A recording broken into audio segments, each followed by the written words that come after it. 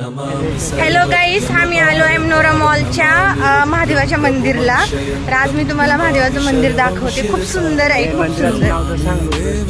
रुद्रेश्वर मंदिर आहे, बरोबर.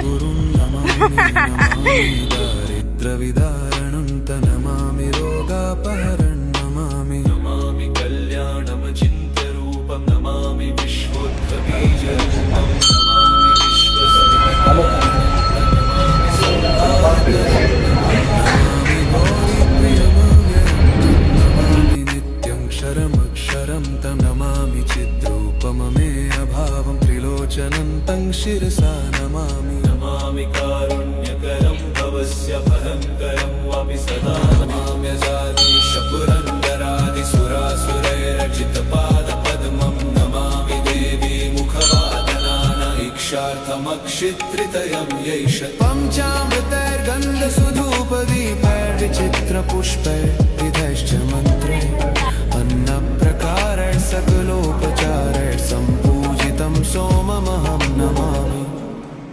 नमामि शम्भुं पुरुषं पुराण नमामि शरणं गमपारवाम नमामि रुद्रं प्रभुमक्षयन्त नमामि शर्वं शिरसा नमामि नमामि देवं परमव्ययम् उमापति लोकगुरुं नमामि नमामि दारिद्र्यविदारणन्त नमामि रोगापहरं नमामि नमामि कल्याणं चिन्तरूप नमामि विश्वोद्धबीजरूपं नमामि गौरी प्रियमव्ययन्त नमामि नित्यं शरमक्षरन्त नमामि चिद्रूपममे अभावं त्रिलोचनं तं शिरसा नमामि यज्ञेश्वरं सम्प्रति हव्यकव्यं तथागतिं लोकसदाशिवो यत्